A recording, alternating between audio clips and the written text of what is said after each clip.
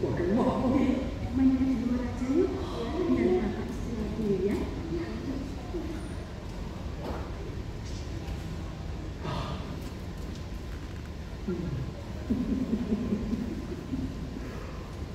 Tiap hari kerjanya nostalgia terus.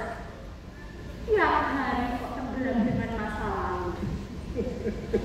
Tiap hari sukanya cuma melihat-lihat tanda penghargaan.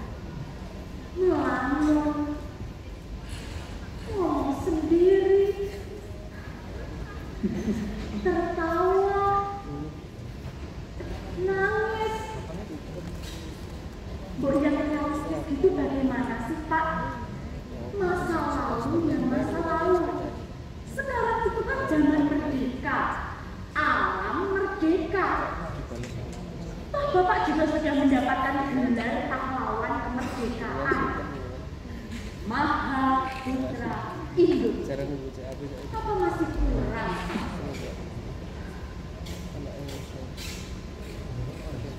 Rahmat Subagio, bintang kehormatan Mahaputra I, Pemerintah Republik Indonesia.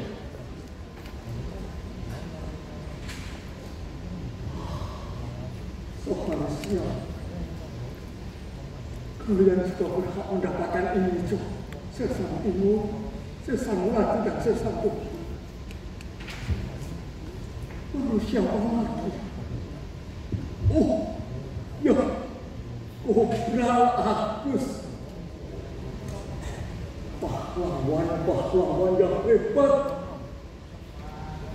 Tapi ada di mana yang mereka sekarang? Ada pahlawan kita, pahlawan yang pantas untuk kita. Ada apa dengan masa lalu sehingga membuatnya menjadi seperti ini? Ada apa dengan tanda-tanda jasa yang dimilikinya itu?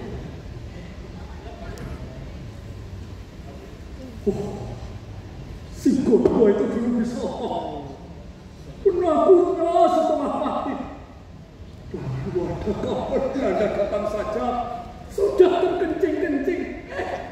Tahunya malah jadi orang yang penting. Hidupnya enak. Harusnya malu nih sama Rahmat Subagio. Tidak pernah nuntut macam-macam. Kemana-mana juga masih naik sepeda.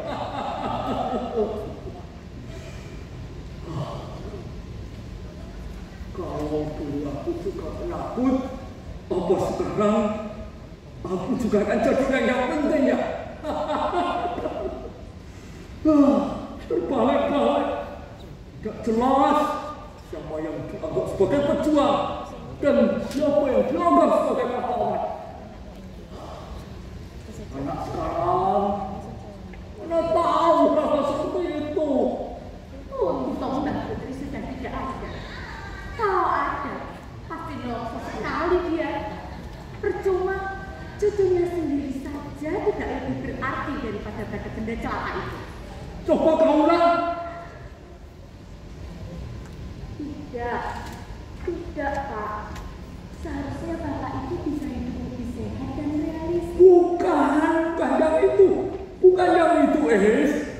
Kalimat yang kau ucapkan terakhir tadi. Oh itu, aku bilang Mbak Putri itu pasti bangga sekali pada diri Bapak. Bukan yang itu, Es. Yang terakhir, kata-kata yang terakhir. Yang mana lagi Pak? Yang terakhir, Es. Bapak di mana Pak? Kalau Bapak memperhatikan kan tidak bertanya lagi. Iya. Tapi kurang jelas. Coba ulang lagi. Does tadi bilang Bapak itu orang yang luar biasa. Bisa dilihat dari tanda penghargaan yang sudah Bapak terima. Nah, itu baru bisa menghargai jasa orang lain. Tahu menghargai sejarah. Orang tidak bisa menghindar dari sejarah masa lalu ini. Contoh Bapak ini.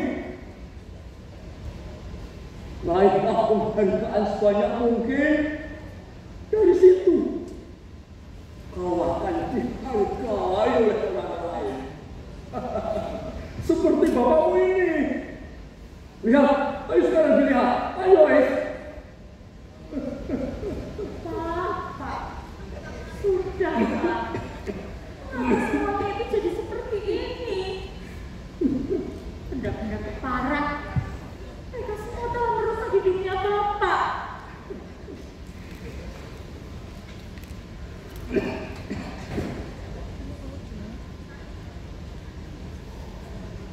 Pak, sudahlah.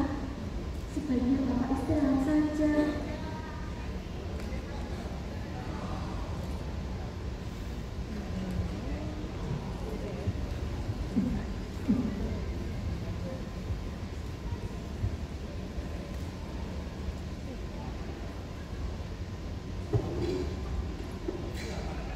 Mana si Badrun? Kenapa kopinya nggak kunjung datang? Masa pemalas itu anak. Bagaimana bisa menjadi pahlawan seperti Bapak? Nah, segera terus Pak. Jangan lupa belikan suka cerutuhi Bapak. Iya, nanti terus berikan ya Pak.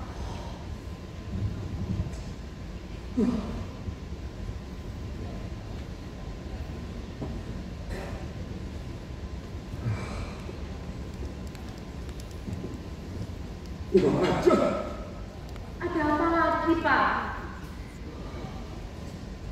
Kureis, Bapak. Di barusan saja Bapak pakai kok. Ajar. Bapak semua pergi. Bapak dan Luyur gak bisa menghargai jasa orang lain. Barangkali tertinggal di dapur loh Pak. Tidak mungkin Toyo. Bapak itu belum pikun. Masih sadar penuh. Di barusan saja Bapak pakai kok.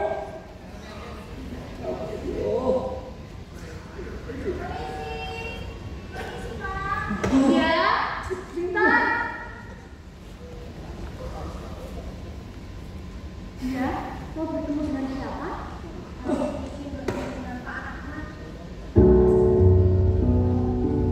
Ya, mari silakan masuk.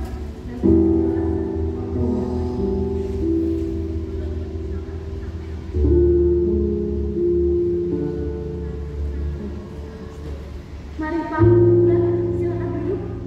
Terima kasih Mbak.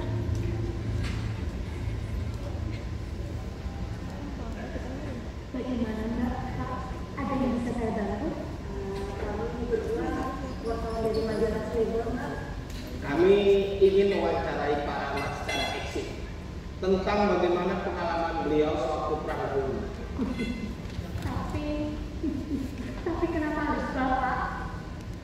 Bapak waktu itu kan berperang karena memang harus ikut berperang. Kondisi waktu itu memang mengharuskan Bapak untuk ikut berperang. Tidak ada yang istimewa dari dirinya beliau. Jadi saya kira masih banyak orang dari tempat untuk diwawancarai. Aku ini merendah saja. Kami berdua sudah membaca riwayat dari Pak Rahmat dan kami juga diutus oleh majalah untuk mewawancarai Pak Rahmat secara eksik dan juga mengungkap sisi-sisi yang masih belum terungkap. Tenang, kami bekerja secara profesional. Waktu dari Pak Rahmat akan kami ganti secara proporsional juga. Aduh, bagaimana ya? Kondisi Bapak saat ini itu kurang sehat. Mungkin kita bisa menambah waktu saja. Kalau tidak salah, beliau itu pasti paham ya Mbak. Saya lihat cacat saja.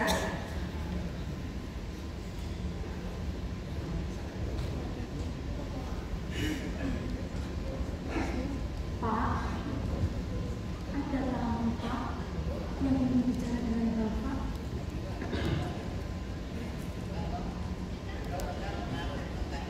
Kau sudah bikinkan kopi untuk Bapak. Bisa bantu Bapak nanti kehausan. Coba bayangkan.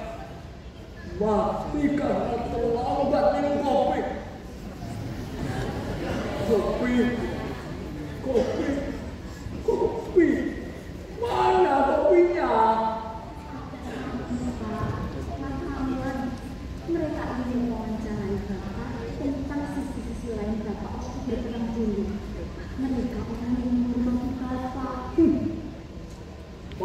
pasti mereka tidak tahu apa-apa tentang Rahmat Subagio. Pasti mereka tidak pernah membaca tulisan yang membicarakan tentang Rahmat Subagio.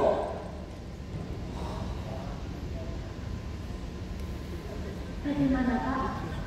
Mungkin saya bisa jadi perantara untuk wawancara kali ini. Sebetulnya beliau ini orang yang baik. Oke, baik. Begini saja.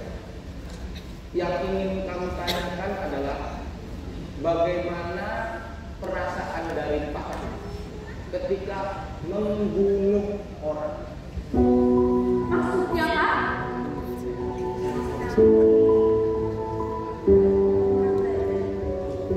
Ya, dan Saya coba tanyakan dulu ya.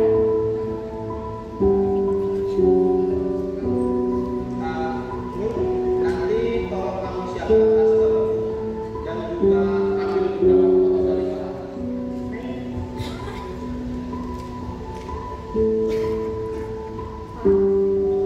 Mereka bertanya bagaimana perasaan Bapak ketika tahu membunuh orang.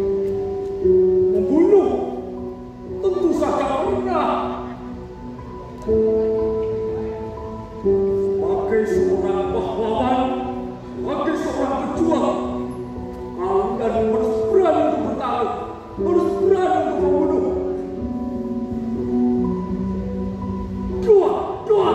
Juang! Apakah Bapak merasa puas ketika telah membunuh penjajah? Pertanyaan konyol. Sebab tanya bagaimana perasaannya. Itu namanya lancar. Membunuh dan membunuh. Tanyakan soal itu. Sesan Paijo, Sesan Tino, dan Sesan Melati. Tanyakan pada mereka. Tanyakan. Tapi ingat. Anda tanda jasa ini bukan karena membunuh, bukan. Tapi jasa-jasa membela tanah air itu berbeda. Saya bukan pembunuh, bukan. Saya pejuang, saya pahlawan. Orang-orang itu mana mengerti apa itu arti kata pahlawan.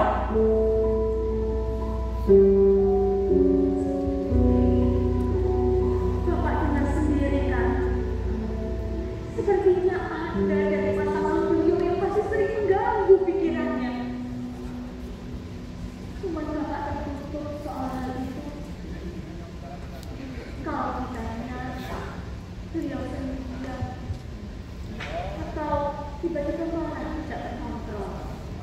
Oke, satu pertanyaan. Dan perkenankan kami untuk mengambil foto dari Pak. Nur, tolong ambil foto dari Pak.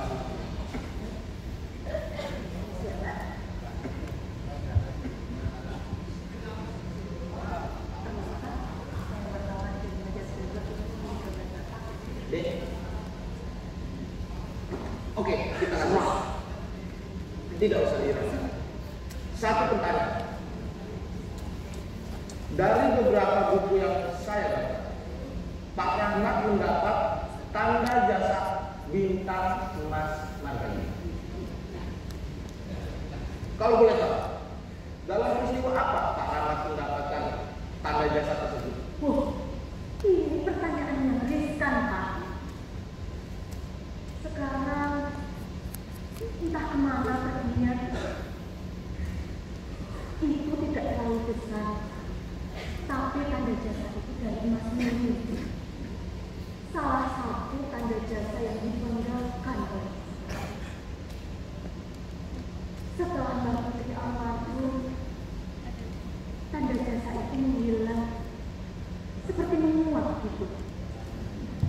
Tidak tahulah apakah dimaling karena lagi bawa dijual. Bapak bilang benda itu lebih mencintai ibu daripada dirinya. Tidak masuk akal memang. Tapi semenjak itu Bapak jadi sendirian, melambung, atau tiba-tiba marah. Nah, sekarang bagaimana bisa Bapak? Saya bermaksud baik agar Bapak hendaknya tidak tambah kecewa. Begini saja. Kalau begitu, biar saya tanyakan langsung kepada Pak Rahmat. Jangan, Pak. Ada tenang aja. Kami bekerja secara profesional. Ini biar jadi tanggung jawab kami. Jangan, Pak. Tenang Pak. aja. Jangan, Pak. Tenang aja. Ada yang sesekali tugas kami. Gitu. Selamat malam Pak Rahmat. Perkenalan, kami berdua dari majalah mingguan yang terkenal, Pak. Maksud kedatangan kami ingin mewawancarai Pak Rahmat tentang sisi-sisi yang masih belum terungkap dan pengalaman Bapak ketika perang dahulu.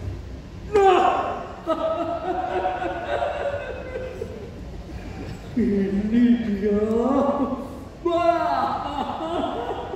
Ini dia sekarang kau temukan. Tahu umpet segala. Sekarang jadi merokok. Pak, langsung kita mulai aja pertanyaannya, Pak ya. Pertanyaannya adalah, peristiwa apa Bapak mendapat tanda jasa bintang emas Margahayu? Apa? Bintang emas Margahayu. Betul.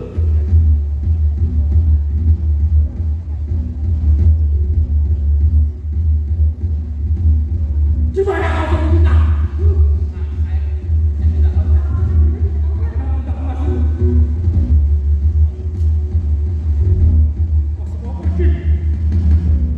Mana mereka bersembunyi?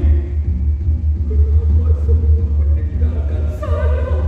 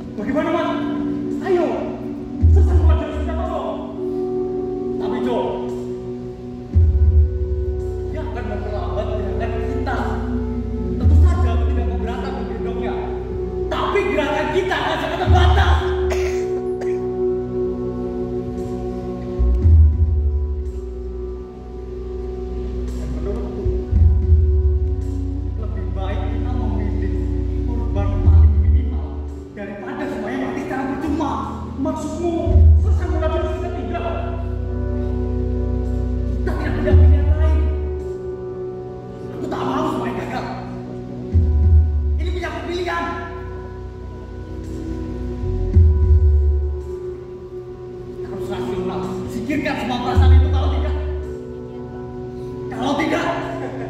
Pilihan apa? Resiko apa? Kau lihat pilihan yang kau ambil dalam hidupmu. Aneh kau ini. Hidupmu seperti pecundang saja. Tidak sepantasnya, Mas. Kau bukalah pintumu, kunjungi teman-temanmu, berdiskusi dengan mereka, biar terbuka cakrawala berpikirmu. Tidak baik hidup menutup diri, tenggelam dalam sejarah masa lalu, berenang dengan setimbul tanda-tanda jasa. Mat, selesai mulai cepat. Tempat itu mulai terbakar. Tidak, kita harus menolongnya, Mas. Kita harus menolongnya. Tunggu dong, bahaya. Kalian, keberanian apa yang kau tawarkan? Kepahlawanan apa yang kau tawarkan? Ketika kau membiarkan seorang terbunuh, maka sebetulnya kau telah membiarkan semua orang terbunuh. Kau, aku berhasil menyelamatkan dokumen itu. Misi kami berhasil. Banyak pejuang selamat akibat keberhasilanku menyelamatkan diri. Aku bukan penakut. Aku penuh perhitungan dan berhati-hati. Kenekatan bisa berarti konyol. Aku tak mau berarti konyol. Aku berpikir taktis dan strategis. Aku berpikir jauh lebih banyak. Kau menipu dirimu sendiri, Man. Kau berdalih macam-macam tentang kepahlawanan. Sementara sebetulnya hatimu menangis. Sampai kini kau tidak bisa menghilangkan rasa sesalmu. Kenapa Wulan kau tinggal pada saat dia tidak bisa menolong dirinya? Kau menyesal, Man. Keputusan yang kau ambil itu telah merusak persepsimu tentang keberhasilan dan kesia-siaan. Tentang sejarah masa lalu dan yang akan datang. Kau menyesal, Man. Peristiwa itu sebetulnya tidak perlu terjadi. Kau masih punya waktu untuk mengamankan Wulan. Kau telah membunuh dua orang sahabat setia, sahabat-sahabat yang berjanji sehidup semati. Kau tahu, kau hidup, misimu berhasil. Tapi selama itu pula kau hidup dalam suasana pembunuhan terhadap hati nuranimu sendiri. Ya, perjuanganmu memang dijunjung tinggi. Kau dapat tanda jasa. Setelah itu, apa yang kau peroleh? Apa yang kau peroleh? Kegemilangan, kemasyhuran, berkaca, Man, berkaca. Kau lihat hidupmu, Man, lihat hidupmu.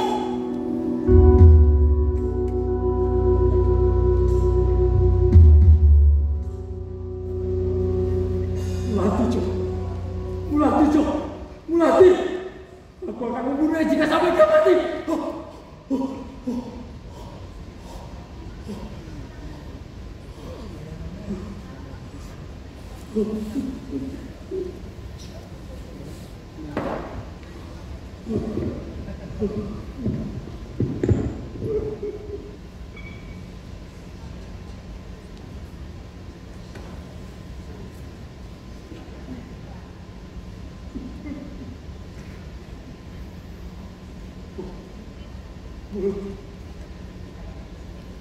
Kau harus mengaku. Ya, kau harus mengaku. Dan nilai kepahlawanan kita tidak rusak oleh cara hidupmu.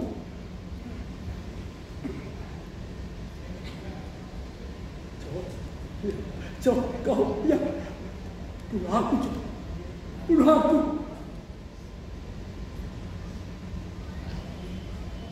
Agar semuanya tidak rusak cara berpikirku. Ayo, Jom, tembak aku. Tembak, tembak, aku tembak.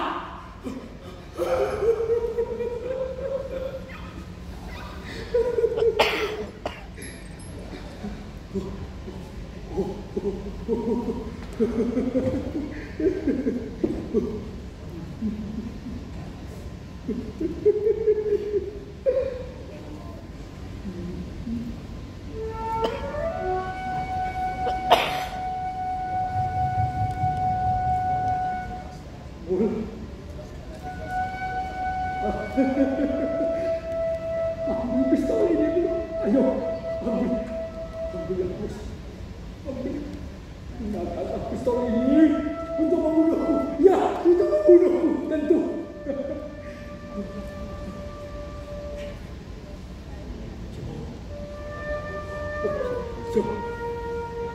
Ya, ambillah pistol ini. Ambil. Gunakan pistol ini untuk membunuh diriku di mana kau suka. Tembak. Ayo tembak. Tembak Johan. Tembak. Tembak. Ayo tembak.